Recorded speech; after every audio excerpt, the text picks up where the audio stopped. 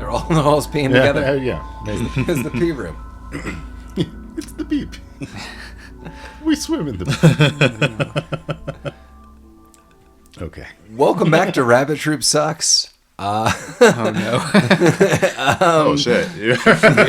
there's a lot of things happening and a lot of questions that may or may not ever be resolved or get answers to. But I will tell you, today it is an incredible day where we will be covering from 1990 Teenage Mutant Ninja Turtles. You heard us correctly. Teenage Mutant Ninja Turtles. It's going to be off the hook. As always, we are Rabbit Troop Sucks. We are a podcast about obscure, forgotten about, or overlooked films. Next to me is Lamar. Next to Lamar... hi, Lamar. Hi. Next to Lamar is Colin. Hey, Colin. Hey. And next to Colin is Mike. Mm-hmm. So we're in a little circle. A circle of four. Like 4 Ninja Turtles. You knew I would go there. Someone probably thought I was going to go there. I saw what you did there. Look at you. It's gross. It was so gross. I'm going to give you a really quick synopsis. I almost feel as someone's like, give us a real Teenage Mutant Ninja Turtles overview, that this might not be the proper podcast for you. Or you're just learning about Ninja Turtles through us, which is amazing. But I'll just really quickly, the first one on IMDb, 4 Teenage Mutant Ninja Turtles emerge from the... I like that they... They just spell it all out. Yeah. They emerge from the shadows to protect New York City from a gang of criminal ninjas. Good enough. You got to know the story. An IP as old as time. What was it? Trademarked at, I think, 84 when we saw the movie. So we got decades upon decades of Ninja Turtles. There was eventually Nickelodeon Ninja Turtles, Turtles video games. Lamar, what's your? I think I know the answer. What's your favorite Ninja Turtles video game? Ooh. I'd probably have to go with Turtles in Time for the Super Nintendo Entertainment System. I was thinking you were going to say Turtles in Time. Yeah, Okay. I think it's available for other systems, but Turtles in Time is a classic video game. What about the arcade version of Turtles in Time? That one's good too. I just couldn't bring the whole arcade cabinet to my house. That's so fair. I prefer a console. Yeah, they're 2 different versions, but both of them great. There's not a really bad Teenage Mutant Ninja Turtle video game out there, in my opinion. I also can't think of a Ninja Turtles game that's just absolutely the worst. The first one for Nintendo, You're thinking the underwater scene, aren't when you? you have to disable those mines, that fucking sucked. That was give terrible. you that. I don't think you'll find a person out there who will disagree with you on that, who has played the game. This goes back to our old talk about video games, Mike, that Lamar and I just love punishing Right. You video like games. awful games that suck to play Yes. for some reason. But when you get through them, you meet people like Lamar and I, and we're like, we've been through it together. So Right. You're like in some kind of like group for battered video game players. that is correct. Yeah. There was a relatively new one that's available on Xbox Live that you can, hop in and play multiplayer with all your friends. That was really awesome too. Oh, God, what is it? Wow. I don't remember what it's called. Is that the one we've been playing? Are we playing the PC version of that? Not really sure.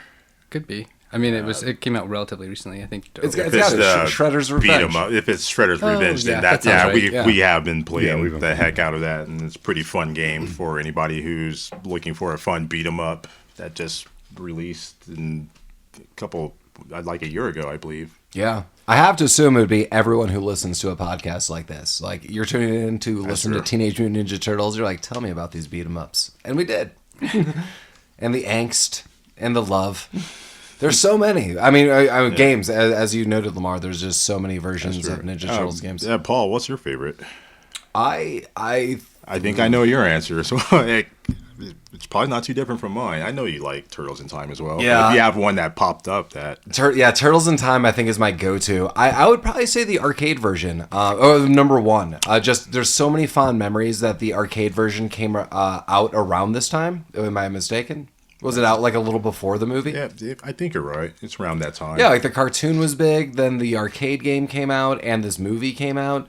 So I just remember like playing with friends. And I think, if I'm not mistaken, that was the first game with 4 people. Did The Simpsons come out after? It had to. There were some Yes. games like, I remember like Gauntlet.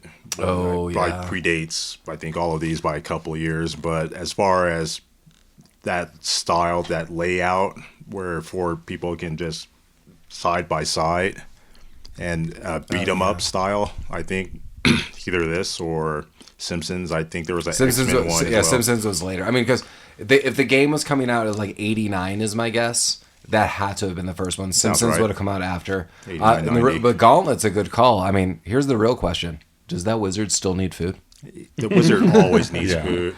The wizard is needing food all the time. Someone get that wizard a sandwich. Damn it. Well, there's a lot to say about Teenage Mutant Ninja Turtles, and it's just off the hook. This movie was made. That's the first thing I need to say. And It's made with love and care. It was made with love and care. And I've seen reviews online that even going into this movie, I thought, maybe I keep imagining this. This movie is filmed super dark. And I mean that in the literal sense. This is a dark filmed movie. A lot of it's in the sewer. Even the scenes later at the farmhouse, yeah, a little bit of it in the daylight, but it's never really with the turtles. They're always in the dark. Am I wrong? I thought you were talking about the theme of the movie. I mean, it is dark. Well, I was going to get to that. That too. But like literally, it is just dark, like dark scene after dark scene after dark scene. But yes. Well, I've never read the comic books, but weren't the comic books like super violent and yeah. I mean, from my guess. understanding, like the big thing is one, everyone red headbands and red gear, and they were differentiated between, their weapons. And then everything I ever thought is much darker. The cartoon made the Foot Clan robots, so when they stabbed them or beat them, they exploded or whatever. In this movie, no one's really killed. They're just knocked out or beaten to sleep. But yeah, I remember Lamar telling me, and I think, Lamar, you started reading this. I mean, I've known Lamar, again, for decades. That is something like Casey Jones and Raphael team up and just are like, I'm sick of this shit. And then they just like start killing Foot Clan after Foot Clan. There is a little story arc in the books like that, but I've never read those. I think my friend Jeremiah, he schooled me onto that. And I've seen like panels from comics where it's just a Casey Jones, Raphael team up, and I feel this movie has taken some elements of that, a little elements of the cartoon, maybe elements from outside sources, and they put them all together and they made this beautiful film. I absolutely do not think this movie could be made today. Not with these dark overtones and not live action, and there's a lot of things. Casey Jones's dialogue would definitely be edited right the hell out. Oh yeah, there's some questionables. Yeah, I mean, I think the violence component of it we could get away with it now. I think so too. I think we have it. We struggle now with like childish themes, but also violence. Like the new Ninja Turtles movies are a little bit more subdued, I guess. I don't think I've seen the second one. The first one was the live action. That was a train wreck for me. Yeah, they're both pretty bad. But I would have to look this up. There was another animated film, and Lamar and I saw it independently. Do you remember this, Lamar? It was like maybe like 2006 or 7, maybe 5. I don't know. I liked it. There's so many. Well, I liked it. It was released in the theater and everything. I genuinely liked the film. It was way darker, and it focused way more on Raphael and Leonardo's angst with one another and how they had to kind of just like overcome it. It was weird. That is so bizarre. I totally forgot about that. Yeah, I was like, yeah. Mm-hmm. I think it's just it's not like it didn't resonate with me, but I think I was just done with Teenage Mutant Ninja Turtles at that time. By the time it came around to that, it was nice to see and look at. And then Michael Bay got his hands on the Turtles, and just I don't know. I'm all turtled out. I think as we speak, there's a new Turtles series. Well, we talked about it. Trent Reznor and Atticus Ross are scoring it. That's very interesting. Seth Rogen is one of the producers and I believe writers. Wow. Yeah. I don't know if I can handle more Turtles, but I do remember that. I am open for that Turtles. I want to see where that Turtles is going. Yeah. I'm interested in the animated Turtles movies. DC takes a similar route where they can do a lot of dark things by just animating them. So to see Turtles do it too was pretty awesome. I did watch Turtles and Batman. I saw that team up. There's a movie. Oh wow! I still have yet to see that. Yeah, there's a Teenage Mutant Ninja Turtles Batman team up. Is it Pilgrim Batman? It is not Pilgrim Batman. Okay. But Batman teams up with the Turtles, and it's weird, and it's super weird the whole time. And the whole time you watch it, and you're like, those are the Ninja Turtles with Batman, and you're never going to get over that thought. I guess I didn't know that they were a DC property. They were not. They crossed over some universe. Maybe they're licensed out now. Maybe that's true. I don't know what's going on. They were Nickelodeons. Are they still not Nickelodeons? I think it might be still a Nickelodeon I product. think as well. They had a huge run. I just saw that it's like I saw somewhere just researching this film, like 125 or so episodes for that season or that series, and the other one, the original from the 80s, like definitely goes over 100. That's crazy. Yeah, it is great. Like 9 seasons on that original, maybe 10. Wow. The toy franchise is off the hook. Toys, comic books, video games. I mean, I don't know what Eastman and Laird is up to today, but they gotta be breaking in those. Rolling in their money. Yeah. I mean, we really got to note that. So I think someone might think, why are these guys doing this? Is this obscure, etc.? And my pseudo argument is that it is not super obscure for people like us, but how many people and what is our demographic are watching the one from 1990? That's the big thing. There's so many iterations of this film, or I'm sorry, of the series, from the cartoons, the comic books, numerous animated series, numerous movies, etc., that it really comes down to, has everyone seen the 1990 version, which... For me, this was the Ninja Turtles. Like this in the 80s cartoon and the comics at that time were the Ninja Turtles. Yeah, it is the same for me. I mean, I kind of fought this a little bit at first, but yeah, I mean, Paul's right. This is, we were bound to do this. And also, I mean, the listeners have spoken. You guys would rather us talk about movies that anyone has fucking heard of. Than Manborg. Than any weirdo stuff. So we're responding to this. I know you guys begin the podcast saying, hey, we review obscure, little-known movies, and this one I don't think is... No. Well, sort of. Maybe forgotten about is where this true. Falls into the... Okay. That's what I mean. Like, I don't think people would be like, I've never heard of this. I think people are aware of this, but like, if you're younger than us... This is not the Ninja Turtles for you. And like that's kind of my argument. Like, if you're like, I grew up with the Nickelodeon Ninja Turtles. I watched 125 episodes, and I watched the Michael Bay version. That's what I grew up with. The 1990s version is just not what they grew up with. That's the forgotten about or overlooked. But not for us. That's my... Like, I totally agree with Mike that for us, it's like, what? Like, we totally grew up with this. But other people are like, what? That's 1990. You guys make good points about that. Yeah. VHS. I polled the guys at work, the kids at work, and a couple of them, anyone under 30 had never seen this. See, that's what I'm saying, right. and that's what I'm saying. I'm saying it's not like far off. I'm not like you like if I polled someone who's like 12 to 16, like that's not what I mean. I'm like, but you're getting people who are like late 20s, early 30s who are like, I have not seen this film. Like I'm sure they're aware of it, right? Probably, but they haven't seen it. Because they've seen other Ninja Turtles. There's so many Ninja Turtles. There are. This is the one that kicks off their cinematic experience. I think this is the first, unless, correct me if I'm wrong, was there another attempt at a Teenage Mutant Ninja Turtles movie? Kind of like the Spider-Man movies. I don't think so. Like before Spider-Man this? movies, yeah. I don't think so. I don't think so either. This might be the first attempt. And I gotta say they nailed it because the costumes in this are not cheap at all. Or not cheap looking. I think everything's looking really good in this movie. Yeah, everything looks amazing. This movie is very well done. Very Bossa Nova. It is. Don't make Bossa. You can't make Bossa Nova a thing. I mean, clearly, we're not even into the film, and I'm not even going to start with the film. We're going to start with a Pizza Hut commercial, the way God intended. Good call. One highlight and why I wanted to take a minute out of us watching the film was Lamar and I independently said we grew up with this VHS, and I think for me, this is one of the handful of VHS tapes we had that became very mass marketed. So it was like your parents could buy this for like $25. Because I don't remember having a ton at the time.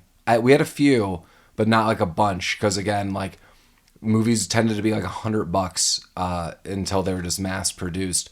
And so I think everyone got this. And probably because they were forced to see this mass promo for pizza to begin with. Some kid is in the outfield. I don't even know what's going on. I was paying attention, but not at the same time. Purposefully not. And Some kid is on the outfield and is like, you can't do it, kid, but you can. And some kid hits the ball and he catches it and the baseball game's over. And you're like, what the hell's going on? They all go to Pizza Hut and celebrate. Yay, Pizza Hut. Yay, go get some pizza. Pizza Hut. Ninja Turtles love pizza. Pizza Hut.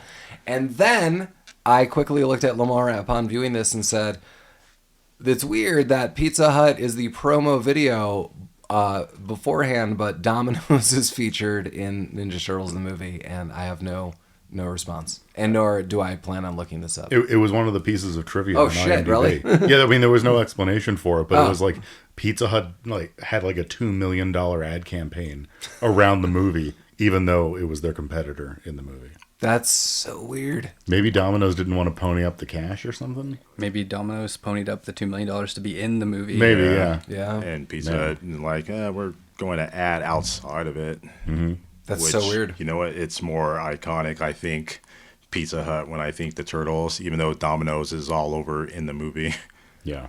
Based off just this one that commercial got us. Yeah, Power, it did. The power of advertisements. It's true. Everybody. It works, especially if you watch this movie 100 times and you watch the ad 100 times before it. It's true. And here's the genius about this ad. Yes, I could have fast forwarded this maybe with a remote control or painfully got up if I did not have a remote control. But thinking about it, it was always, it's like a minute long. Like that was always my thought. It's a minute long. I don't care. Like I don't care enough to fast forward this. I will watch it because it goes right to the Ninja Turtles. Paul, it's only a minute. That speaks volumes about ads on DVDs and Blu-rays and They stuff. got me. I mean, They got me. if you want us to watch your trailers and stuff, just put one. Yeah, just one movie one core. Or one commercial. That's it. We might watch it, but I can't watch 5-6 trailers or Right. No one's got time for that. 6-minute commercials before a movie. I will zip right through that shit. That's been the worst DVDs. I mean, I'm saying DVDs like that's even current, but like when we would normally watch DVDs, when they would just give you those trailers beforehand, I had to fast forward or click next. Like, how dare you? Like, I just bought this. Or when next is disabled. Oh yeah, Oh God. you have to Biggest fast move. forward sometimes. You're like, is it even worth it? I have to like quadruple click to actually get it going. These are the problems, kids. Now everything's streaming and wonderful, and you talk to your TV, and everything's fantastic. It is. We have first world problems then and first world problems now. Yeah. Just like Brian Toshi. Brian Toshi didn't have a lot of problems in this movie. Brian Toshi, we learned a lot about you and we respect you. I like it. Voice of Leonardo. Well, jumping in, we're in New York City and a bunch of things are happening and we hear the voice of April O'Neil. I mean, I normally would lead some things into it, but I think everyone knows who this person is and probably all the Ninja Turtles. So we hear April O'Neil highlighting that there's thefts and crime and various other things. We see this while people are actively pickpocketing other citizens of New York. We learn quickly that this is the Foot Clan. Who are these people? And I just note that everything that they're wearing is dope as hell. I've always wanted to just walk around with Foot Clan gear, and I am fully on board just dressing like that day to day. Yeah, you could. I'd like to point out that the pickpocketing that is featured is the worst fucking pickpocketing. Oh, yeah. Oh, yeah. It's Hardly the worst. It's very successful. Well, I mean, it's working somehow, but like the first one you see, like a kid just walks up and lifts some guy's trench coat up and just like grabs his. There's no like, and then he hands it around the corner to like a samurai arm. Oh, sure. Yeah. Yeah, a little metaled up arm. Yeah, that's Right. super weird. I think one point to mention is that most of these Foot Clan people, they're just like teenagers or kids. Right. Yeah, we'll get a little more to the Foot Clan and the background and who's part of it and why we all should join the Foot Clan because it seems amazing. Yeah, we see a lot of crime and theft, and as Mike is noting, it's really bad. So maybe the spin on this movie is the Ninja Turtles aren't really as good as we thought. They're just like adequate. Right. That's true. You never really think about it. It's like he's talking about a large amount of crime, but the Turtles have been here for a while. So what's going on? Maybe the Turtles are committing the crimes and solving them. That's the maybe. twist. Playing They both sides. always so seem they to get there. playing Yeah. both sides so they come out on top. Well, Mayor, we could totally help you if there was a prize involved. Where do you think they're getting this pizza money from? That's true. I didn't think about that. Yeah. One of my favorite outfit choices is immediately when we do see physically April O'Neil. April, especially from the cartoons, was always in some yellow jumpsuit with white boots. And to pay an homage to that very clearly, she's always in yellow. She's wearing this really cool yellow rain jacket. I thought it was kind of a cool homage. I just remember being a kid seeing it, being like, "That's April!" Like clearly, like just even by the color, her wearing yellow. They wanted her to wear the jumpsuit, but the actress was like, "No, that's fucking stupid." Is that part of the trailer? It is, yeah. Yeah, I mean, I could totally see how it'd be like, why? Like, I would look like a clown. Right. I can see that too. She would look like a clown. There's compromises that are made between the cartoon, comic books, and this movie that work well. For example, the jumpsuit. Yeah. Yeah, it was the right choice. It was the right choice. Well, she's just walking around in a bunch of hoods or stealing some TVs. Just some open-ended TVs and TV boxes of TVs. And, as a cartoon almost would have you see. And then we are introduced to the Ninja Turtles, sort of. Lights go out, a sigh is thrown towards a street lamp. You hear, hoo-ha, pa, pa. Just like that. Oh, yeah, because this is when they're trying to fuck up April O'Neil.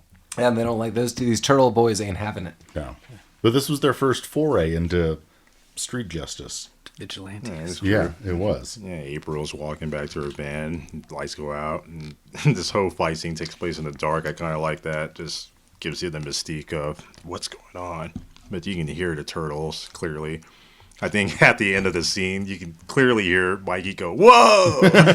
I'm like, what happened there at the end of that fight scene?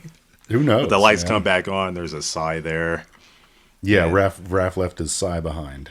And April just pockets that like a common thief. And as I said, Raphael goes, "Damn!" And as a kid, I was like, "Oh my god, this movie's super serious!" Like, "Oh my god, he just said damn." Are my parents gonna ask me to leave? Is this too adult? Should I not be here? And Paul, we were talking about movies we were watching as kids, especially like cartoon movies and stuff, and how they threw a little bit of maturity, like Transformers. There's profanity. Yeah, shit and hell. I think. As soon as you hear it, your mind's kind of blown. You're a kid, and for the first time, your heroes are saying "damn." Yeah, and you're like, "Holy, what the?" I think it was like Spike was driving or flying away in a spaceship, and Spike was like, "Damn," or like, "Oh shit, Bumblebee." So the profanity kicks it up a notch. Yeah, well, and he says "damn" 47,000 times throughout this movie. He does, and it takes louder and louder each time. Yeah, it takes it off each time. Yeah. Well, damn. Damn. Now you're really introduced to the turtles. You are, and you get this over narrative where a TV clicks on because there's a theft, and all of a sudden, Mike, you see, "Hey, hotshot, we gotta get out of here." And they're led by a voice through a TV. They're like, "You like pizza and pepperoni? Well, you better grease the wheels out of here, fella." I'm sorry, none of that. This is a Cyborg 2 callback for those who have no idea what the fuck's going on right now. I'm sorry, man. Damn it. I apologize. Yeah. Well, I mean, it's a little known fact, but Jack Palance was the voice of Splinter in this movie. Listen, Turtle Boys. I don't like your Hawaiian style pizza. Remember, you are my sons. Come on, big guy. What you got, guy? I can't even picture this movie with Jack Palance as the voice of anyone. Honestly, Jack Palance should have been Shredder. Yeah, I can see the Shredder. Yeah. Now that I've seen Cyborg 2, I think Jack Palance should voice over everything. Yeah, obviously. Everyone is his number one guy. A little too late for that. That's true. Well, the turtles are happy outside of the displacement of this sigh, and they go back to their sewer, and they're all super, super happy, saying a bunch of hip catchphrases as the teenage lingo of the day. I don't know even how to phrase this. We got like bossa nova, more like Chevy Nova. Oh man, I can't remember what they were saying. It's like no one can. Well, it's kind of that. There's like this bossa nova, Chevy Nova. Damn, like my sigh. radical, and yeah. They're trying some stuff out. Mm-hmm. We did it. And then they see Splinter like, "We did it, Master Splinter. We're bodacious. We're so bossa nova." Splinter's like, "Yes, boys. Very bossa nova." Yeah. Take that. Okay. Yeah, well, and this is Michelangelo orders the pizza with all the toppings, right? And there's No anchovies. No anchovies. There's threats. God forbid, you motherfuckers. Threats about the anchovies. Yeah. And he's like, TikTok, you better be here in 30 minutes. And him and Donatello snicker. And there's all the exposition of them just partying around, like calling the pizza, ordering up. And like, it's just I think they're letting them know that they're teenagers. Totally, they're doing teenager things. Yeah, exactly. They're just being rambunctious. Splinter's like, you goddamn kids. He's trying to give like a heartfelt, Yeah, right. But they're just not taken. Yeah. Eventually, like they're doing weird stuff, and I think they're just like, we're gonna leave. I don't know what happens, or they just go. They split up, right? There you go, get the pizza. Yeah, you get the pizza. I can't remember what the other guys do. Well, yeah. So the pizza delivery guy, that was Michelangelo. Oh, in real life? Yeah. Wow. It was one of them. I think it was Michelangelo. I got a feeling there's a lot of that. Every turtle like live action actor had a cameo in their real like. I knew that about Leonardo. Body. Oh, that's nice. Yeah. Yeah, Leonardo, Brian Toshi. He is in Revenge of the Nerds, and Lamar and I used to watch the cartoon The Weekenders, and he is one of the voices off of that.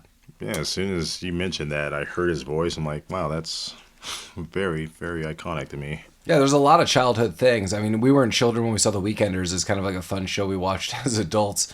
And I'm sure everyone has shows like that.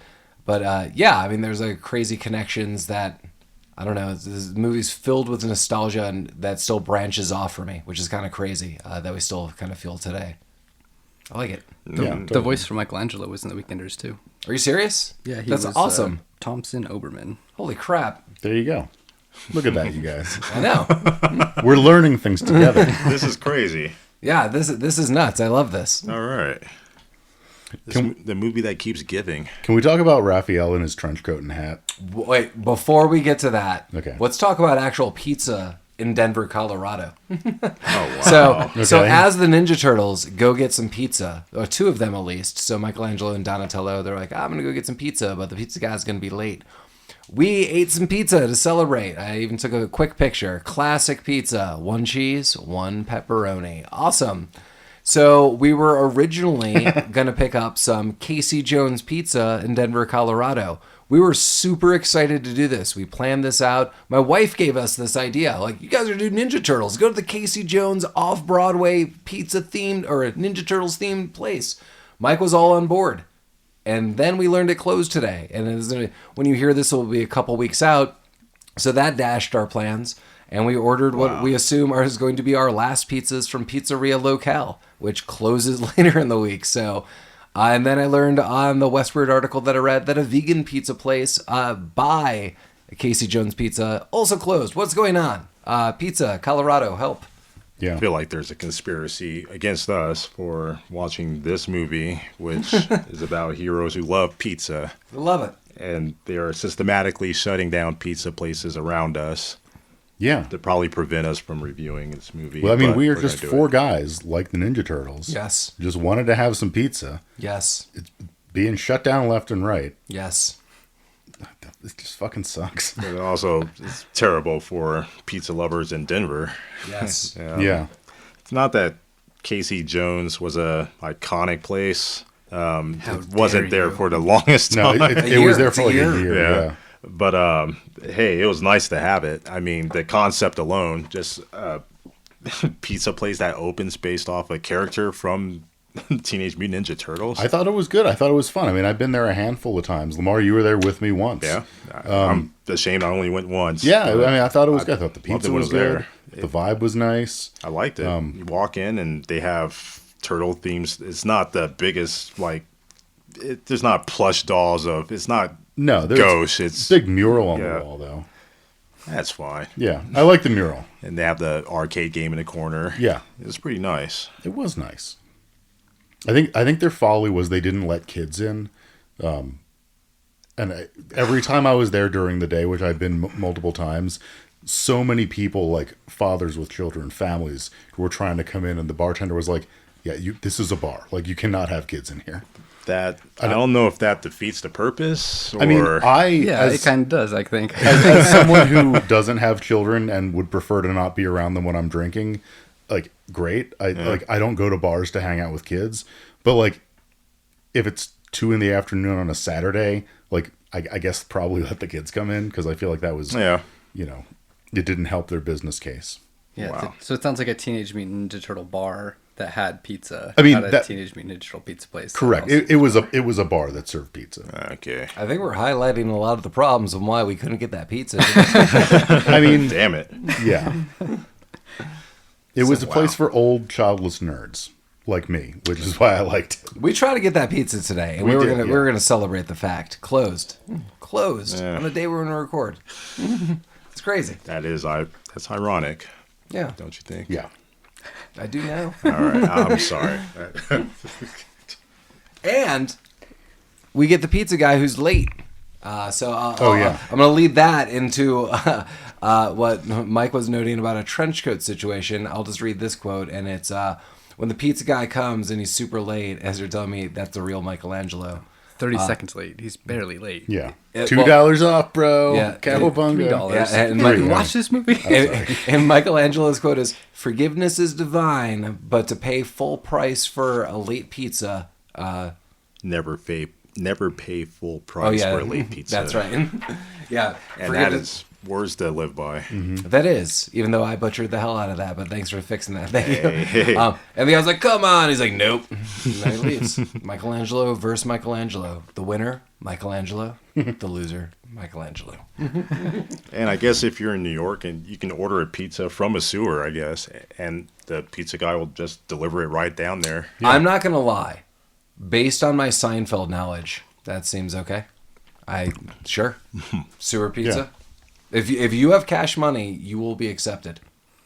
Honestly, they'll bring a pizza to wherever you want. Yeah, you'll be accepted and you could pay. That's what I mean. Like, you're not accepted into places, but you live in a sewer? Sure. Well, I think in a post-Harry Potter world, the address in this was some address in an eighth. Yeah. You'd kind of expect the dude just to walk into a wall. Or through a wall into a magical realm. No, that didn't happen. He just dropped a 10 in like the sewer. I knew more New York. Mike and I both knew a delivery driver for one of the sub companies in Colorado once. And I had a question, because I'd always, and Mike too, we'd order late subs. And like out and about, I asked this guy once, and I was like, I'm sure you get like a bunch of people who like don't answer their door or whatever. Like, what do you do with it? And he's like, depending on my mood, sometimes I just open it up and throw it on their bushes. He's like, they've already paid, now I don't get a tip, so what am I supposed to do? I don't want to eat this food. Like, oh, well, there you have that. So remember to tip and to do well. I guess a lot of people just leave it at your doorstep now, but yeah, I've seen that. Yeah, or put it in your sewer. Whatever. But Mike, you're in.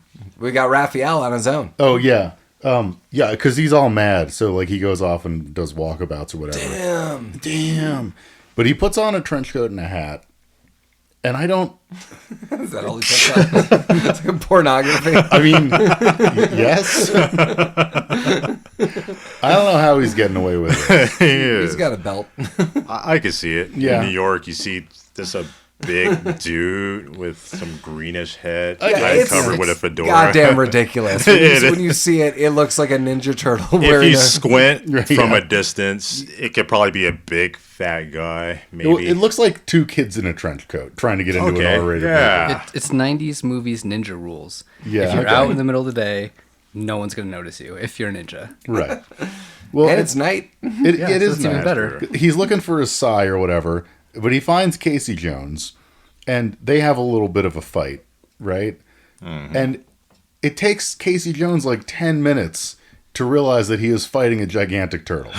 And Casey Jones, he's right up close to it. And they're right up in there. What are you, some kind of punker? Yeah. That is the exact quote. What are you, some kind of punker? Because I don't like punkers. I don't know what that means. And then he says something like, "Are you wearing face paint?" Right. I mean, it looks like it looks like some kind of reptile. The turtle calls it out, or the taxi driver calls it out. Yeah, that's true. When this fight's over, like they're running away, and Raphael goes over a taxi cab, and the cab driver instantly points it out. Well, Looks like a turtle. The guy in the back of the cab was one of the other Ninja Turtles. Oh, really? Yeah. Wow. Like, what was that? I don't look like a big turtle with a trench coat. So, Like normal New York Yeah, shit. like, where are you going again? Come Yeah, on, man, like, we what got do you- somewhere to go. so we're talking about this like everyone knows. Elias Koteas, back from Cyborg 2. Oh, yeah. Well, this Yeah. is before Cyborg 2, is Casey Jones. And this is clearly a beloved character. And I feel pretty much everyone thinks, outside of editing some of the dialogue, this actor totally does justice for this character. He's having way more fun in this role than he is in Cyborg 2. Oh, That's yeah. correct. Also, how Raphael loses the scene is Casey Jones takes out a cricket bat. They have a cricket debate. And then Casey Jones just beats scoops him up and just pummels him into a trash can and then runs off and says, I've got a job to do. Mm-hmm. Well, he does. That's so cool.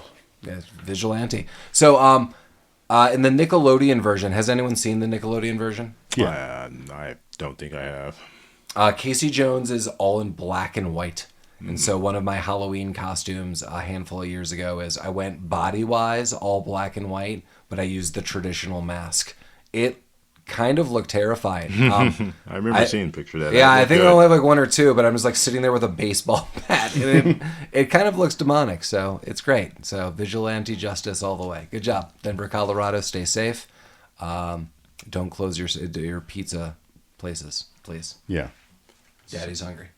Casey Jones is a good Halloween costume to pull off, but you got to be careful when you do it because you can instantly go Jason Voorhees if you go wrong way with the mask. Yeah. It is a good Halloween costume because it's very comfortable. He's just wearing sweatpants and like a jean vest. Yeah.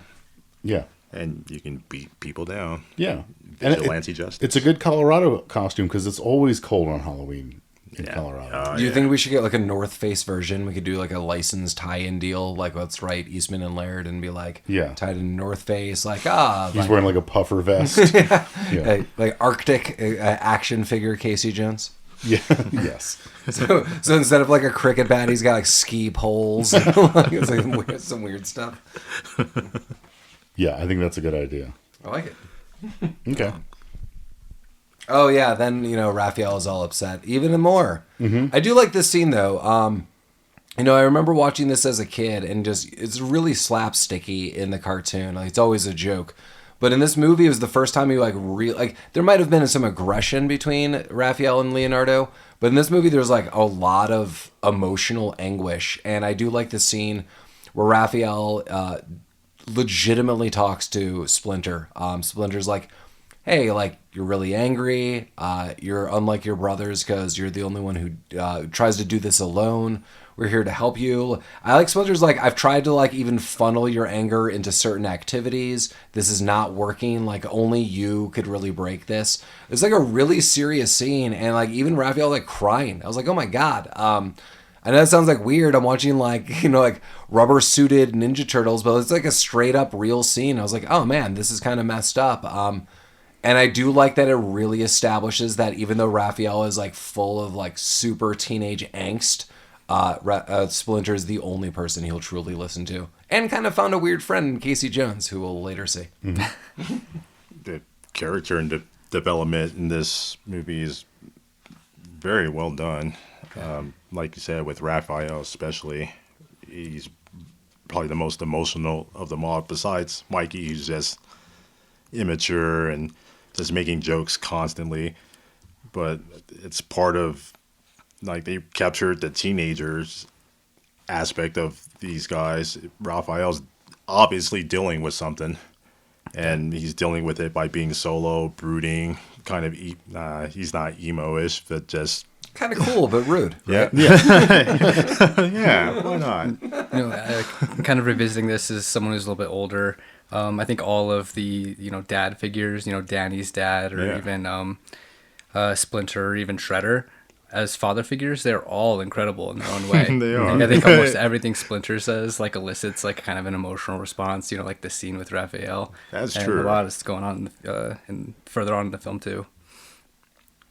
With Shredder as well, I think Shredder is a pretty good dad.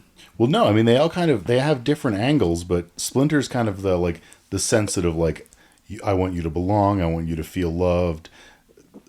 Shredder's father style is like is pride. It's like, I'm proud of you kids. Like, you guys are doing great. Like, this is what hard work gets you. Yeah. Yeah. Like, I mean, he's and Charles is like, Yeah. Danny, why? I was just about to say, Yeah, there's Charles another is a big fucking There's bitch. another father aspect involved Yeah. in this too. That's, yeah. Yeah.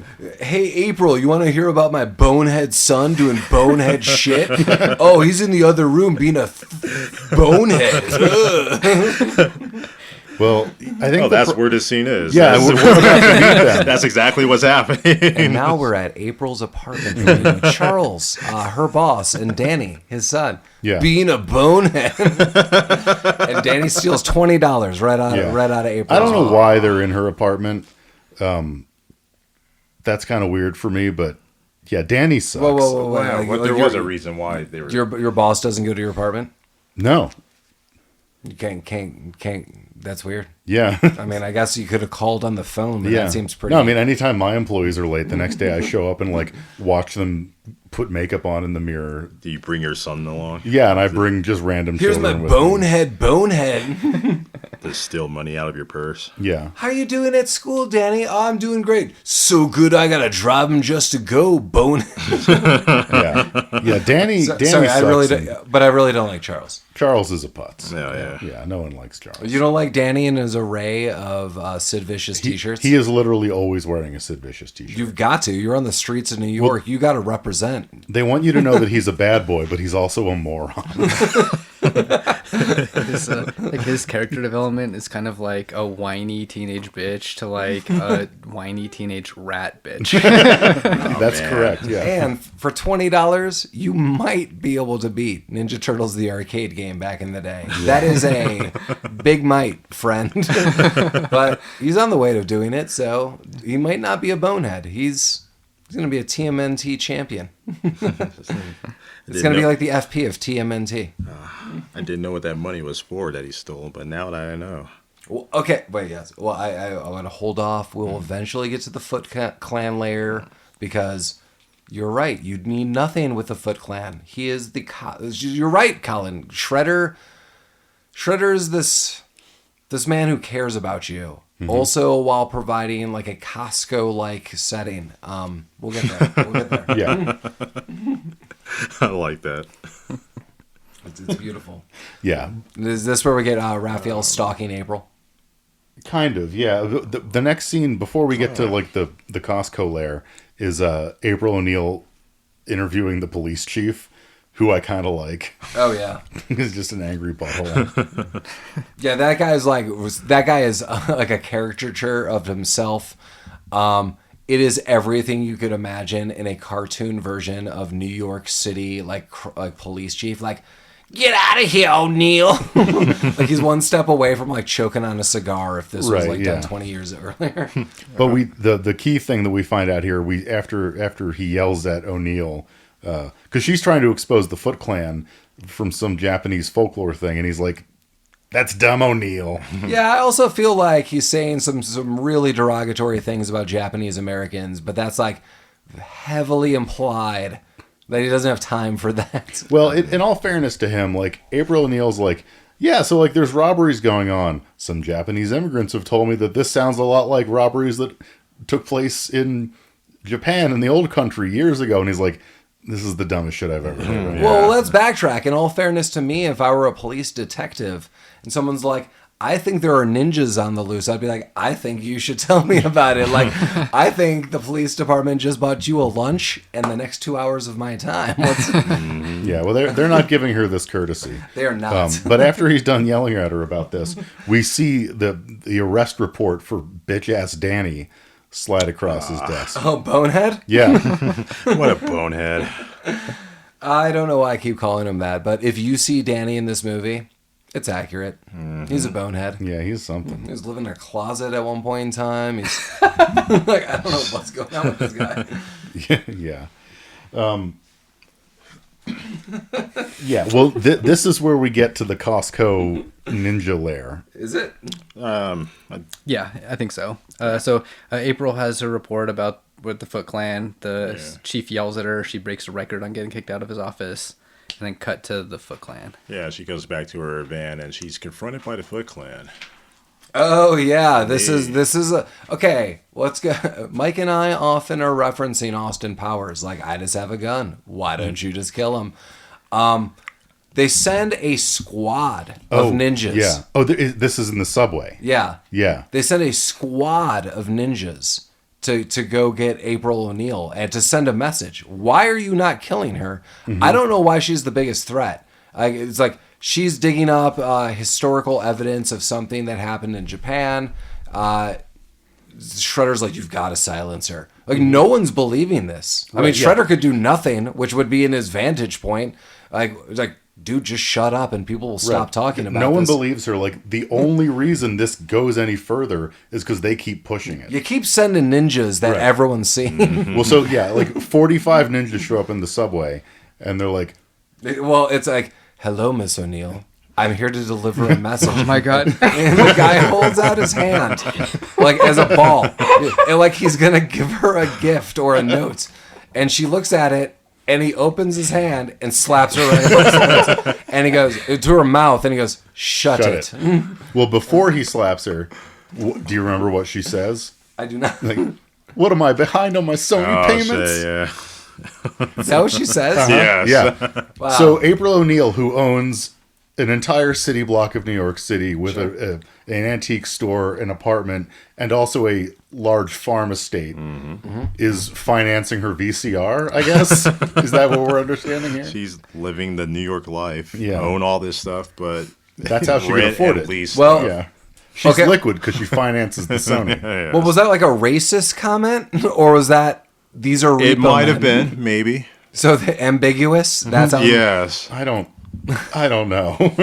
Just hidden jabs. I don't know. So if what she's implying is that if you miss a payment for your Sony product, Sony sends a team of ninjas to I would get pay. it. I would. Yeah. I would make sure I'd be up on my payment. I mean, challenge accepted. Right. I'm paying. So in Colorado we have fucking Dog the Bounty Hunter, but they have ninjas. I would pay. Yeah. If people threaten me with ninjas death squads, I will pay. Well, they're not really a death squad. They just slapped her a bit. Well, true. that was their folly. They and then will slap the Raphael ever-loving shit out of her. comes in and beats the crap out of them, kind of, and is able to disappear into the shadows. Yeah. He brings home April. April promptly freaks the holy hell upon waking up. And somewhere in this, Danny does escape. Danny goes to the Foot Clan. I think that's what we're noting too. Yeah. But we'll get there. But yeah, April freaks out, and Splinter tells this riveting tale of the ooze. Not the secret of the ooze, because that's part 2. You'll learn that. You'll learn all about that. I think there's multiple like origin stories of the turtles. They are all kind of hit on the same theme, just like can of ooze in the sewer. Are you aware of the most, I think, the most recent comic book version of this? No. So I don't like this idea at all. This ooze has been going around, and the Ninja Turtles were part of it, but this is also the toxin that has blinded Daredevil, and that is the same thing. That was like written in, and I was like, please stop doing things like this. Stop it. Yikes. We could stop it all. Wow. What a ripoff. Yeah. Yeah. These turtles get is the sentience and craziest can grow up thing. into teenagers and you get blinded. Right? but he gets superpowers in Oh, different that's ways. right. That is crazy. Yeah. But during this whole origin or storytelling, I like how it's done. It's kind of just brief. It's 3 minutes of a backstory, and it's kind of shot in a weird film. This is where I noted, is this Jim Henson? And somewhere I knew it was a studio, and I just haven't watched this movie in ages, and Lamar said, yeah, it's Jim Henson's studio. It is very, very Jim Henson studio. It is on par with Storyteller. Can I interject something? So this was Jim Henson, the last movie that he worked on before he passed. Okay. Sadly. Oh my God, that's awful. Wow. But he didn't want to do it because he thought it was too violent. But the director of this movie directed the first episode of Jim Henson's Storyteller, so he did it as a favor. Are you serious? Yeah. That's, oh my God. Wow. It's all coming back. Jim Henson's Storyteller, I mean, as soon as I saw it, like the puppeteering, the shadowing, the lighting, it is very dark. It's very one person's vision. And I mean that as a huge compliment. I love Jim Henson. I miss the fact that Jim Henson is not on this earth. But I know Brian Henson, his son, has taken over and was part of Storyteller as well. But yeah, that's awesome trivia, Mike. I mean, because if anyone has seen both, it is very, very, very similar. Yeah, absolutely. Yeah, that's awesome. Yeah. I mean, I hate exposition in movies usually, but this was a cool scene. And it didn't take too long, and it told the story. Thankfully, it was a bummer that he had to do it twice when he has to tell bitch ass Danny about it later. Well, he expands upon a little bit. He does. Yeah. So the real story is Master Yoshi was in Japan, and for some reason, Splinter was a rat who was just a regular rat, but really smart somehow, who just does martial arts in the background. And learns to become a rat master of martial arts. And that's kind of what we know now. And then there's some ooze, there's some turtles, everyone grew up, everyone started talking. Splinter's like, I had to train these little tykes, and I named them after, very famous artists, as all of you know. And everyone's like, all right, well, I got to go back to my apartment. And Mikey and the gang are like, cool, let's do it. And Mikey and Donatello especially are like, okay, there's your apartment. And she's like, I'll invite you in, but I only got like frozen pizza. Yeah, boy. So yeah, Michelangelo springboards out of the sewer, and they're all eating pizza and I don't know, doing terrible impressions, having fun. What are the drinks that we noticed? There's like Diet Pepsi. One of them's drinking Diet Pepsi, one of them's drinking a juice box, and one has like a bottle of San Pellegrino. Ocean Spray, cranberry juice box. Yeah. There's a San Pellegrino. Was it San Pellegrino? I thought it was like a Martinelli's. That was a Perrier. Oh, sure. That's. No, I think it was a San Pel bottle. Oh, cool. Yeah. Well, they're having a great time. They like different drinks. Doing impressions of Cagney. So what we didn't note is when we were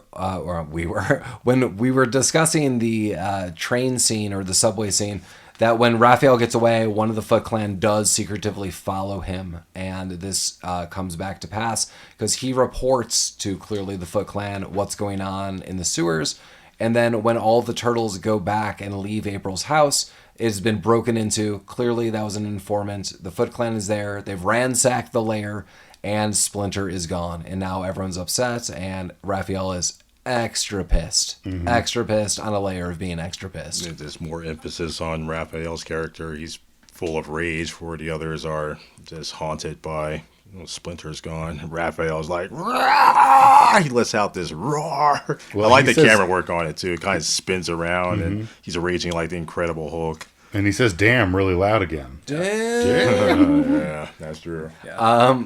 Raphael's voice actor is probably the best. His harrowing scream here, and he's got a couple other moments that are just totally awesome. I wonder why Splinter couldn't get out of this jam. How many Foot Clan soldiers were there? I bet they considered like filming a scene, but they're like, this is going to look like garbage. And I'm glad we don't see super garbage scenes, so good for that. Yeah, I think doing Splinter life-size combat would have been dicey. Yeah. Very. I'm glad. Well, we'll get to that later, but he's very limited. I always imagined it as like some Ben Kenobi thing where he like tried to talk him out of it, and he knew the bigger picture. Like if he left, then his kids would bond. Yeah, that's a good way of looking at it. This is, I think, where we get the cutscene where Danny and his father Charles are arguing, and he's like, you're not going to school. What's wrong with you? What's wrong with you, bonehead? And all of a sudden, Danny just can't take it, jumps right out of the car and runs to the nearest subway station. And then we get to see an overview of the Foot Clan lair. And holy shit, as a kid, of course I'm going to join the Foot Clan. As a kid, I would join now. This is dope. Sign me up right now. It is awesome. There are full-size skate ramps. There are full arcade machines. There's every snack or drink you could think of. Kids are dancing. Some randos playing some bass, doing God knows what. You got Diet Pepsi for days. No Diet Pepsi. You take that Diet Pepsi and you pour it into the sewer, and that's how you kill the turtles. Go to hell, Diet Pepsi. Kid smoking a cigar. Why not? So cool. And we were introduced to Sam Rockwell, who's like head thug. Yes. And he's trying to recruit. Dude, if I walked in the front door, I was like, my family is dead to me. Foot Clan forever. And some kid's like, well, what you got here? You got cigarettes, like that's like the one missing piece. I mean, clearly, I don't think you'd see that in the '90s, but it's like the one missing piece that the kid's looking for. And then Sam Rockwell takes out full cartons of cigarettes. Like, you want, what was it, like, you want regular? Regular menthol. Oh, yeah. Yeah, and the kid's like, nods, like, I approve. It's like, 'cause the kid couldn't think of anything cooler than cigarettes to ask for. Yeah. Like the narc machine that the kid's playing next to, like, that's not cool enough. Like, 50 kids are skateboarding, like, guy noodling bass, come on. If you're a kid addicted to cigarettes, I think that's the first thing you want. Like, where's your cigarettes? Give them to me. I bet that kid has never smoked a cigarette in his life. He just wanted to be cool. Yeah. And Sam Rockwell hooked him up with a full carton. You are going to be trained to become a ninja. Like, are you kidding me? Like, whatever, dude. I know for a fact he's not going to make the first cut. Mike, I know for a fact that guy likes to party. He does like to party. He does. Yeah. Well, that's a nice transition to the back part of the whole Costco, which is actually a training center. Yeah. For Was it Master Tetsuo? Tetsu. Yeah, Tetsu? I think that's his name. Tetsu. Yeah, this guy's kind of strange. He's really hot and cold because in one scene, a kid bumps into him and he's like, "Oh, go play," like just like that. I'm not trying to like say anything in a weird accent. Like that's how he says it. Like broken, very very few words, and then he's very happy. But in this next scene, he's just beating kids down. He's like, never like give your enemy the advantage. Never look down. It's kind of weird because they spar and the kid at first bows to him and he goes, and then he's able to defend. And then he bows again. He's like, don't you ever like look down at me. I've said this before in martial arts films. I agree with that, I guess, but they're all on the same damn side. Like you've got to train some freaking way. Like you are, like if we were all the Foot Clan, I would still be looking after Lamar as my Foot Clan buddy. That would probably be your training. Not if you look down at Lamar, he's going to kick you in the face. Like, no, he's not. He's part of the Foot Clan. Like, I'm very confused about the philosophy and ethos of this clan. I think this is a little more nuanced than that, actually. So he sparred with them for a little bit. The kid came to bow. And I think if he had bowed with his face up, where his eyes were actually on him, he would have been okay. So it was more like, hey, you're almost perfect, but you got a little bit more to go. And he's more of the tough father figure, to... Another father figure? There's so many. Speaking of that too. Father figure 4. Yeah. And 4 fathers. But I think that's all it was. That I don't think it was necessarily like, he's a good guy on the outside, a rough, a mean guy to these guys. I think it was mostly like, hey, you're almost there. There's one more lesson to learn. When you bow, keep your eyes on your enemy. You don't know what's going to happen. Do you think we could turn him around? Like, I think Tetsu was the best character in this movie for sure. Do you think Master Tetsu could like be the soda jerk at like the soda factory, like a hard day at work? Like you could just order like a nice sundae or like a malt. Like I want a chocolate malt. Like, I bet we could turn him around. Like Shredder's gonna die, quote unquote. Other people just get their ass kicked or go to jail. Maybe Master Tetsu just could be reformed in some way. Yeah, I think, with Shredder out of the picture at the end of the movie, Tetsu takes over, and whatever the Foot Clan was trying to achieve, they will achieve in time. Yeah. Well, what were they trying to achieve? Who fucking knows? I just steal everything in New York, one by one. Let's talk about this for a second. They want the biggest wall of broken TVs. So the only people we see committing crimes are children. Yes. Yeah. At no point do It's they... Oliver Twist 101. The only thing the Foot Clan uses ninjas for is roughing up people who say the Foot Clan are a bunch of ninjas. What more do you need? Okay. So the Foot Clan only comes out to attack April O'Neil. How? That is the only reason. That is their sole purpose. How do we get this kind of status on the streets of Denver where people are like, I've listened to Rabbit Troop sucks. And no one would say we're awful. Clearly we're awesome. But someone might be like, that one episode wasn't up to snuff. Boom, ninjas appear. What did you say? Like, I've got a message for you. Just slap the shit out of them. And boom, Rabbit Troop sucks. I don't see what the problem is. I want this clout. That's fine. I just, like, April O'Neil's like, oh my God, there's ninjas everywhere. But there aren't. The only time the ninjas show up is to fuck her up. That's very true. The only ones committing crimes are children. They don't have a really deep presence for crime in New York. I don't know why they're training these ninjas. Why are these TVs in boxes? And some aren't. They'll be used later. Yeah. Everyone's just robbing pawn shops. Is that what I'm? Well, they robbed a truck earlier, but they also like that poor woman who was watching TV on her balcony. They just yeeted her TV right away from her. So they got a blend. Well, just remember when they first see April O'Neil in the first instance, she's like going by and she's like, "Oh," and they're not concerned that there's a witness. She's like, "Oh, like wrong place." And they're like, "Get her purse." That was their first. Yeah, they just wanted to rob her. Like. They're unrelated events. I think the first one was a crime of opportunity. Yeah. Yeah. Remember the Seinfeld episode where George had to try to rob someone on the street? Do you remember this? The Van Buren boys. Yeah. give me your purse. Like, George, that's so funny. Like that's the Foot Clan we're dealing with. Like some bozos who are like, get her purse. And she's like, no, thank you. Yeah. Is that where Bye. George Tripp's getting away and they call him a Mary? That'd be a Casey I'm not Jones sure line in this. One, but Yeah, did Casey Jones call him that? What, a Mary? I think so. Yeah. Probably. There's a lot of stuff that came out of Casey Jones's mouth. Yeah. I think, anyway, right after this scene, I think it's where we meet Shredder.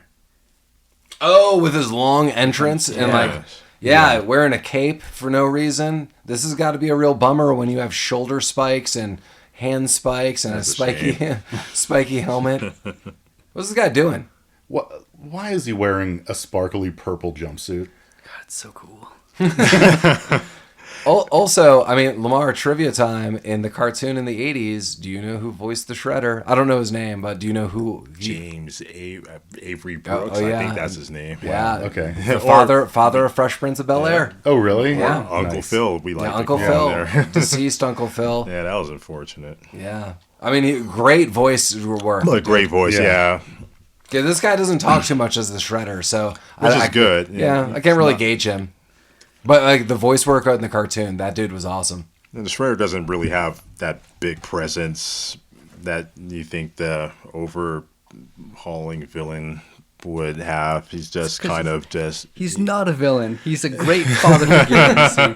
They roll out a carpet. He gives a good speech about, you are here because your family's rejected you. Yeah. With your loyalty, Colin, you won me over. I will give you rewards. You are absolutely right. Yeah, Colin, you are culting us in. I like what's happening. I can't think of any laws that he violated outside of up until now. I was in at the arcade machines, but Colin really sold me on everything else. Yeah. I don't think he breaks any laws. The Shredder himself, no. Kidnapping a rat is not illegal as far as I know. He didn't do it. Yeah, he's just holding him for a little while. He didn't even know he was there, probably.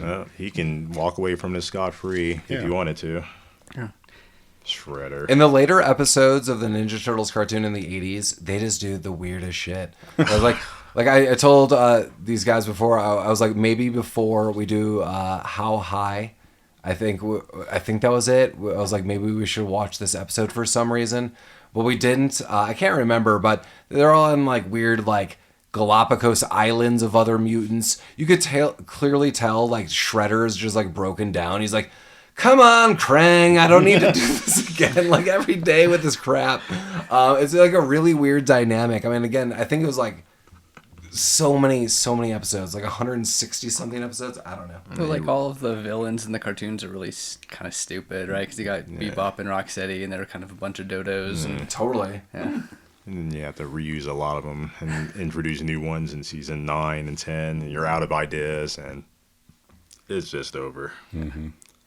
There were 193 episodes Dear from Lord. 87 to 96.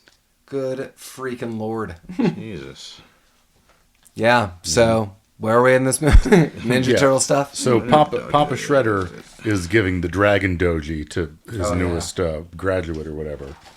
And he's talking about how shitty the Ninja Turtles are and what a bitch April O'Neil is. And This is your family. Yeah. And fucking bitch-ass Danny's like, oh, hey, I know where they live because I'm a big fucking turd.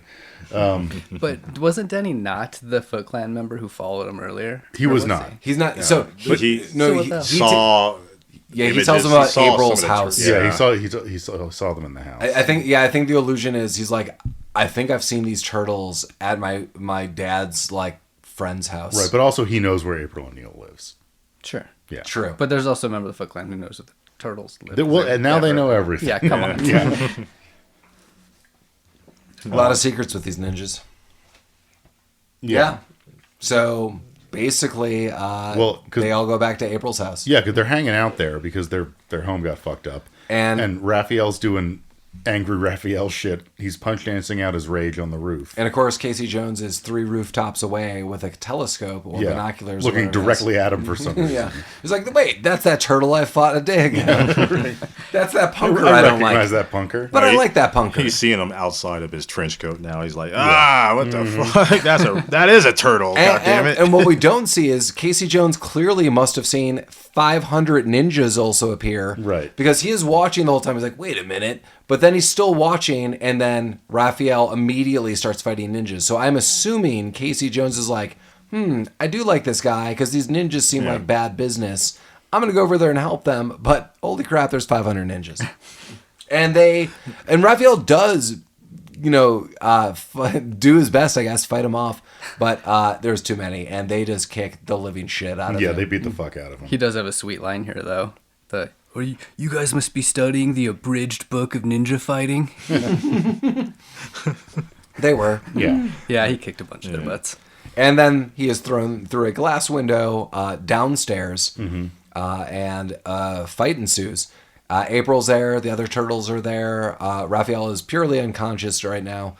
And they're fighting him off. And it's kind of fun. I was going to say, I don't know what I was going to say, but it's kind of fun because they're going level to level. It reminds me of a game, one of the Ninja Turtles games, honestly, just because they're in like the main room, then they're in the basement, things are on fire. They think they're going to get out, and then more ninjas come, and it's a big problem. And Papa Doshi, or whatever his name is. Tetsu, yeah. Whatever. Tetsu and the boys. Tetsu and the boys show up, yeah. These are pretty good fight scenes. They're fun. They don't take too long, but there's a lot of action going on. No, honestly, they are. Like, they're well choreographed for the most part, and they're just kind of lighthearted. Yeah. Like, there's, I can assume many of these people are being killed. I don't know about that. You don't think there's a guy with some katanas, and I'm not seeing anyone sliced, and another person with size, and no one's getting like stabbed. So they have these slashing and piercing weapons that they're using to just circumvent the Foot Clan around them and just bash them and whatnot. There's no killing, but there's a lot of hurting. Yeah. And there was a fellow chucker. The fellow chucker. When I was a kid, that was my favorite part of the fellow chucker. The nunchuck off. Yeah, it is a nice scene. Contemporarily, my favorite part of this scene is when the Foot Clan are starting to lose. And more of them show up, including a big guy who has like a stack of axes that he just starts handing out to people. That's his only job, is to run in with axes. Like, oh, fuck, we're losing. Where's Dave? Dave the Axeman. Yeah, he's Earl Axeman. Yeah. And then we get Wayne Gretzky on steroids. Oh, Wayne Gretzky with steroids pops in. Hey, what are you doing to my little green friend? Hey, that was a nice voice. Thank you. Is that like a Marky Marcus Casey Jones? Marky Mark Casey Jones? Yeah. Hey, Shredder, what are you doing with my Ninja Turtles? I'll fucking kick your ass. Want to pet my zoo? After this guy, let's go to Wahlburgers. You guys hungry? They would be hungry. I mean, I would assume they would put up an appetite or have an appetite for all Bro, this. these trees are alive. They're trying to kill us. What's happening? And that leads us right to a farm. Yeah, sort of. Casey joins into the battle. There's more fights, and then they escape. And very quickly, as a phone comes down, there's an answering machine message, clearly dating this film, and it's April, you're fired. It's Charles, and the things she said against the police got her fired, probably for defamation or just so angry they're sick of her, and she is fired. Casey Jones hears this, they escape, and they go to a farm, and the next scenes are like super bizarre. It's just very weird. I mean, you always think of the Ninja Turtles. They're in the sewer. They're in New York City. The rooftop fights, street fights in the shadows. They're straight up in the sunny day country farm. It's just very different. Still dark, though. Still, the movie is still darker. It's not always bright and sunny. Dark. It's kind of like the opposite of a montage, where, you know, instead of like beefing up some skill and a speed up, they're really like taking a moment to slow down and meditate, like rest up, reflect on where they are. I actually really like these scenes. I think it adds a lot of depth and character building in this. Yeah. You especially see, so April O'Neil starts journaling, and as I laughed out loud, she journals about everyone except for Michelangelo. And she's like, Donatello's found a friend, and it's Donatello and Casey Jones, and they're rebuilding a car engine, and they're making sure things work, and they're being handied around the house. So like those are the kind of guys they are. They're making jokes. They have a good rapport. I like their rapport. Yeah. Then it's Leonardo is just like clearly upset. He's distraught. He is only sitting in front of a bathroom door. He clearly puts this all upon himself. I mean, he's supposed to be the leader. This is his brother. They're fighting. He's unconscious. I'm saying this because we're all. It looks like it looked like two people just heftily yeeted Raphael into a bathtub. His arms hanging. He's face down in this tub. With his arm hanging. Yeah, she walks in. She's like, "How's he doing?" And they pan over, and he's just like, he looks like a dead body. This is the posture you make after you would drink all night at a bar and pass out in your tub. This is his arm hanging over the side comically. Like, I know when my loved ones are in comas, I like to stash them in bathtubs. Yeah, that was super, super weird. But yeah, she narrates everyone's story, and everyone is trying to like find peace with this. They do think Splinter is dead overall. I mean, they have hope, but like the hopes are low, and they don't know what to do, and they're trying to come back to one another. We never hear what Michelangelo's doing. I don't give a shit. But everyone's doing something except for him. And April is kind of flirting with Casey Jones. They're building a love interest romance throughout all of this. And then through meditation... No, wait, I'm skipping ahead. Wait. No, you're right. No, I think Leonardo's just dicking around meditating all day. That's right. And he's... Wait, is Raphael not back awake yet? No. Okay. Yeah. So Leonardo's like, I'm meditating. And they're like, Splinter's alive. And they're like, I know, buddy. Like, he's alive in all of us. Corey Haim voices Donatello, and I think he does a spectacular job. I think he just really does a great voice job on this, and I think it's very reminiscent of the voice you would hear in the cartoon. Wait, you mean Corey Feldman? Fort Feldman, yes. That's very different. It's late at night. There's a lot of Corey. Sorry, it's Corey Feldman. Sorry, Corey Feldman, who's still alive. And he does a great job at this. Yeah, sorry. Corey Feldman. I'm sure all the Coreys are confused all the time. But yeah, Corey Feldman does a great job. And yeah, Splinter is alive. And we knew it as an audience member, but now the Ninja Turtles know it too. So do you, other people. Yeah. Mm-hmm. And then Raph wakes up. Oh, yeah. He's like, hey, bonehead. Maybe you're right. I'm thinking what order it is. Either way, Raph wakes up. I think Raph wakes up first, and then I think you're right, Paul. And then people start dicking around by doing nothing, and Leonardo's like, just meditating. And it's like, well, Splinter's alive. Well, now we do have a montage where like the turtles are training together. When we know this because there's interior dialogue of April talking about it. Yeah. But then so the four turtles, they do like a campfire meditation session, and Splinter just like pops out of the fire. He's like, hey, it's cool. He Obi-Wan Kenobi. He does, yeah. He Obi-Wan's himself but right he's up not in dead. there. He's just kind of. But this is a problem I have, because I mean, even he's like, I knew you could all come together. You are the turtles, yay. He's like, now that you are four, you cannot be beaten, yay. Take down Shredder. With my final words. I'm like, final words? Like, what else are you doing? You're chained to a wall, dude. Like, is this like, you paying money? Like, we're paying by the minute here, dude? Like, like, what's up, Raphael? How are you feeling? Donatello's cool, yay. Where are you guys? I'm chained up to a wall. This might have been a pre-recorded one. Where I just have enough energy. I'm just gonna tell him this, and then I'm gonna die. Nice. It's like he's probably been giving this every interaction with Splinter is basically like, "Hey, you gotta figure out what you're gonna do without me." I wonder if he's been giving the same speech for like 10 years. That's why the turtles don't really react to it.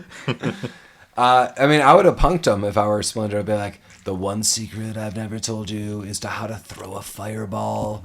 When you do it, you need to. My last words are. Oh, man. Yeah, that's how you do it. What TV show do you think Splinter watched with the boys? You got to think that he was into one show. So they're talking about like Gilligan's Island and stuff like that. What was Splinter into in the early 90s, late 80s? Small Wonder. I love that Vicky robot in that closet. I was trying to think of something that plays off of him being a rat. So whatever his show involves cheese or murder of cats. I don't So know. Alf. Then. Hey, there you Yeah. go. He hated Because he Mr. eats Belvedere. cats. Yeah. He's like, Mr. Belvedere's always cleaning. Get that guy away from me. Hey, there you go. Covering Or up all his cheese. any sewer-related shows or movies, maybe. I don't know. These are sewer-related shows. I don't know. All he knows is just living in the sewer and ninjutsu. Maybe he just like loved the stuntman. Wasn't that like one of them or the Knight Rider? I can't recall. Yeah, that'd be weird. They would. Magnum PI. Imagine Splinter in those little shorts. I can actually see that though. That would be his guilty pleasure. Yeah. I don't even know what to say about this. Well, It's time to go back. yeah, the Ninja Turtles are back. We're like, we need to go back to our house. And we get there, and hey, Danny's been living in a closet the whole time and ordered pizza days ago. So his first thought is, I ratted everyone out. I told them where the turtles were. I feel bad about this. So I'm going to go to their house that my gang just tore up and live in a closet and order pizzas. Cool. The pizza turned bad. That's really sad. And they're like, we need to get out of here. We find out that Casey Jones is claustrophobic and doesn't want to be in the sewer. So he's spending the night in a van outside or the truck that they fixed up. Danny tries to escape because he's a big weirdo. So he's now going to go back to the Foot Clan. Casey Jones sees this and secretively, and more of a ninja than anyone else, gets and infiltrates the Foot Clan, gets a suit, and that's where we're at. They're doing it. Yeah, so he goes in to rescue. He figures out that Splinter's there, and he goes to rescue him. Right? Yeah, and Yeah. the Shredder pops up, and he's like, "Where have you been?" And very conveniently, Danny has already talked to Splinter. He has his Foot Clan headband on the floor. April O'Neil from her journal gave him one of the drawings of the turtles, and he's like, "You're lying to me. I know you've been somewhere," and sees this. And then lets Danny go. Yeah. Which is weird. It's a good father move. Yeah. It's just, you disappointed me, boy. Now go away. I'm going to go kill these turtles. Does that when he says this? Like, something's bothering me. These turtles. He says something. Yeah, these like, freaks. You know, it was like these memories. These these freaks. These turtles. Like, very specific. These turtles. Oh, that was earlier in the speech when Danny interrupted him, and he's like, I know where they are, when he's giving the initial speech, like, I'm your father.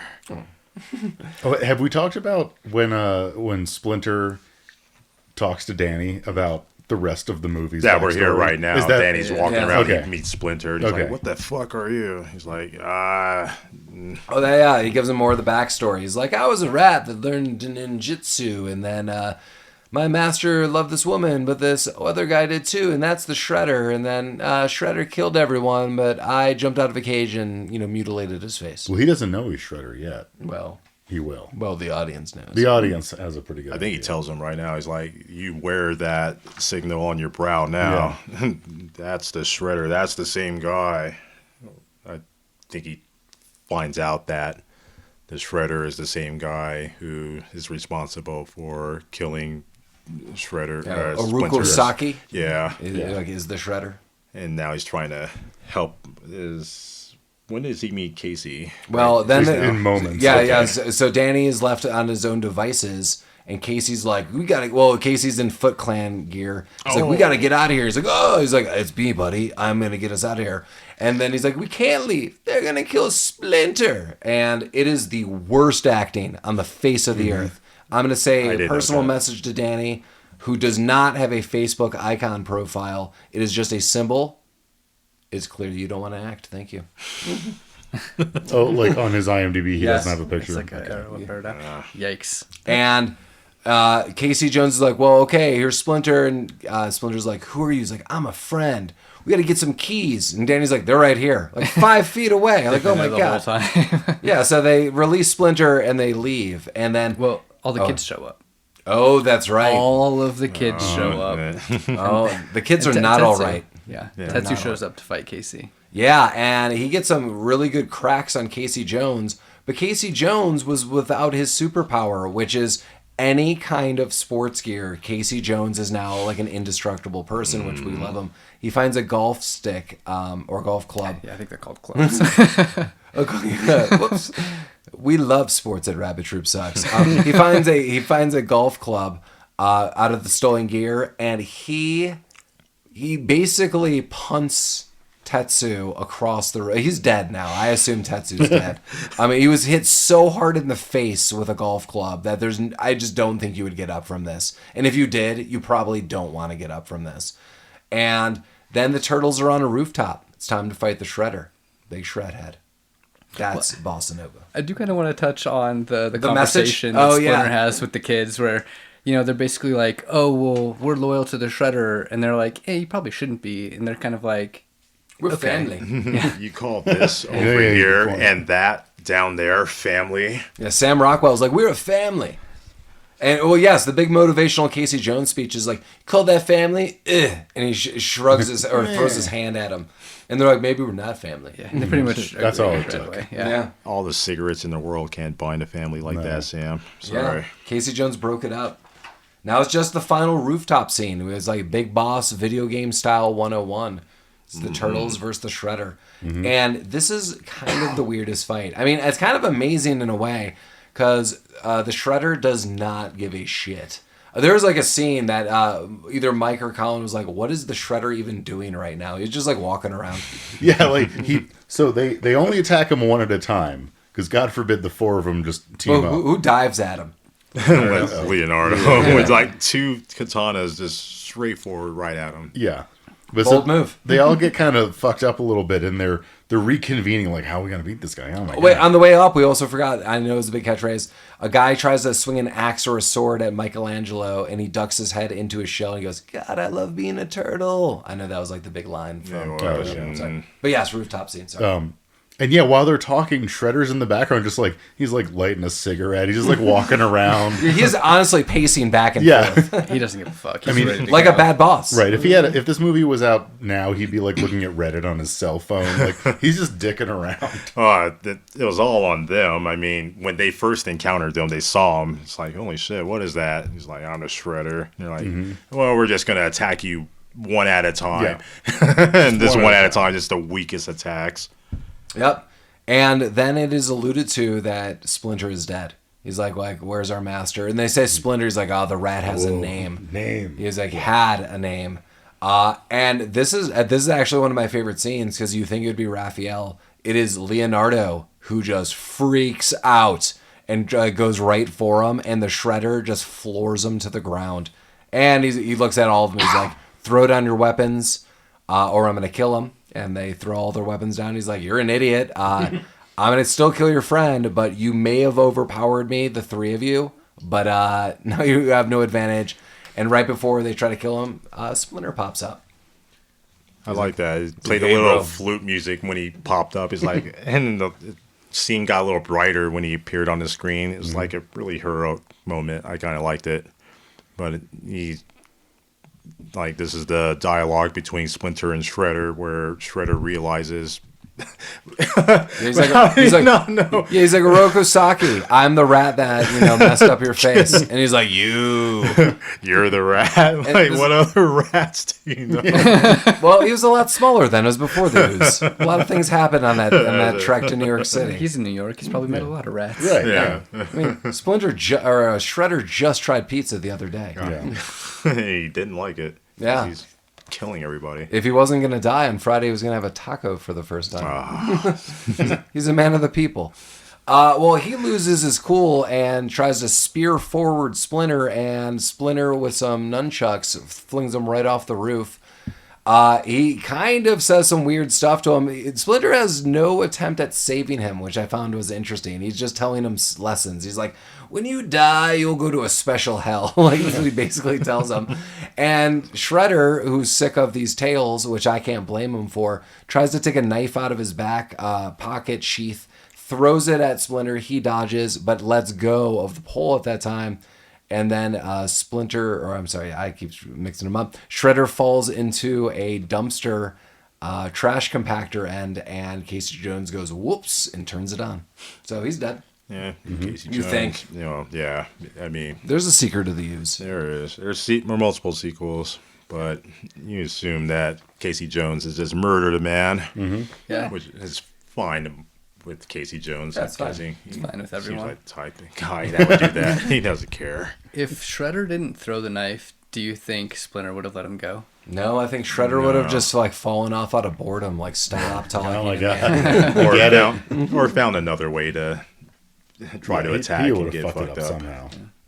Yeah, well, Shredder apparently is dead. All the Foot Clan is knocked out conveniently on the streets, at least the ninja ones. All the kids have reformed. The kids now are all right. Everything's going to be okay, Kids everybody. are all right. And finally, the cops show up. Yeah, the cops come, and Sam Rockwell has changed everyone around. Like, you could go east on Laird Island. Wasn't that what they're saying? It was the East Warehouse on Lairdman. Oh, Lairdman, yeah, which is a shout out to the authors of Teenage Mutant Ninja Turtles, and I don't like that. Yeah, but that's where like the warehouse is. Yeah, and then April is down with Casey Jones, and then we pan up, and we're on the rooftop, and the turtles are okay, and Splinter's okay, and everyone's okay, and there's pizza to be had, and Splinter makes a funny. yeah, they're talking about how to celebrate. What's the proper word? Like, you say radical, you say excellent, and Danny runs to his real dad. And Danny, where have you been? I'm so happy. there's that. Dan now. Oh yeah, Dan. Yeah, it's Dan, and then April. Here's your $20 back. What's this for? You don't understand, but I'm Danny. Sid Vicious never died. He's still a bonehead. I don't care. And She gets her job back Oh yeah, and she's and a better office and more money. yeah, highest paid Highest paid, journalist and Field reporter. reporter. Yeah. She did it. New York City's finest. All right. And then Splinter says cowabunga.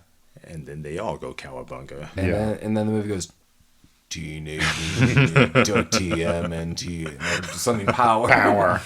Everything that has to do with power. The soundtrack does have some awesome hits for me. I'm rarely going to say this. I love the MC Hammer song, and it's very little to do with him. Yes. I feel. High Tech 3 is part of this. What was the song you called out, Lamar? 9.95. I can't believe I've forgot about that song. That was a jam back in the day. And they play it briefly right before they get into the main theme at the end, and I didn't recognize it until my 800th viewing tonight. Well, you learn something new every time you watch one of your favorites. Well, before we get into our final synopsis, thanks for listening. Hit us up at rabbittroopsuckspodcast@gmail.com. Go to rabbittroopsucks.com proper. Instagram, Facebook, we got a page. Go to that page on Facebook. Instagram is probably the best social media form to hit us up on. But if you like what you're hearing, you want us to review a movie or anything that sounds fun to you, let us know. But our final view on Ninja Turtles, what are you all thinking? Was it TMNT Power? Mike, was it TMNT Power? It was. Yeah, I've seen this movie 8,000 times, and I still like it. Like this was a formative movie in my childhood. I was a huge Turtles fan. Watched the cartoon, played the video games. I think the only video game that I had was the third NES Turtles game, Manhattan Project. Yeah. All right. I don't know if that's the best one, but it's the one I had. Were you like, one. shell shock? Yeah, I was. No, this movie, like, I think it holds up pretty well. Casey Jones has some like problematic dialogue, but it was just the time, I guess.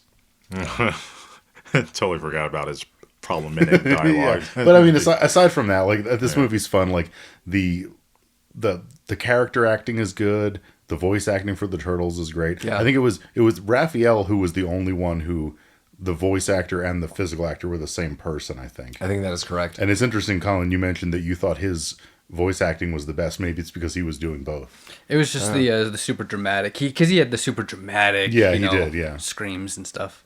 Yeah, but this movie's fun for me. I'll watch this movie anytime. And for folks that like know the franchise but have never seen this, yeah, you got to go back and that's why we wanted to do it. I mean, this movie is such a classic. I mean, it is clearly a cult favorite. Just I think a lot of people may not have grown up with this iteration of the Turtles, which I understand. I mean, there's just so many. There's different movies, different cartoons, comics. Yeah. Colin, what are you thinking about Turtles? Colin watched part of this movie last week. Yeah, on accident. Well, I mean, I intentionally watched the movie, but it was a blessing, I didn't know that we friend. were it was a do it blessing. here. Yeah. Yeah, I watched it a bunch as a kid on VHS, even though I didn't remember the commercial. And I really liked it. I don't think there is a better iteration of a comic book movie that takes itself that knows exactly what it is. So it's like a comic book movie, but it has kind of the dark overtones, but it's not overly serious and not overly silly. It really perfectly kind of matches exactly what it needs to.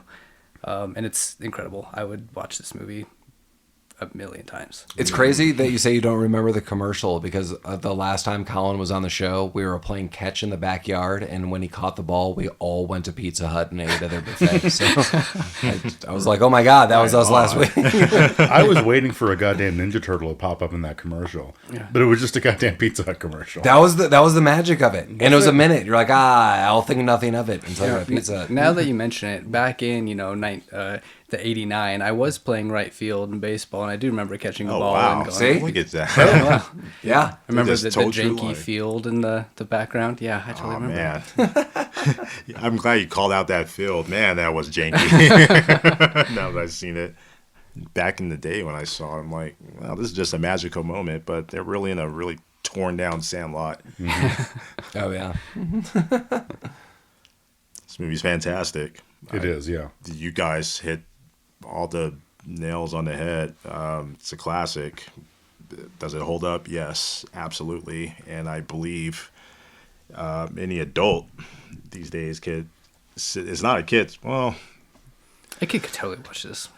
it's I can't An say it's age-appropriate not kid. geared toward kids. It's more of a general audience. Yeah. I'm not exactly sure what was the audience is for. I think could the definitely- audience is Teenage Mutant Ninja Turtles fans. Well, I was going to say, I definitely could understand Jim Henson's apprehension.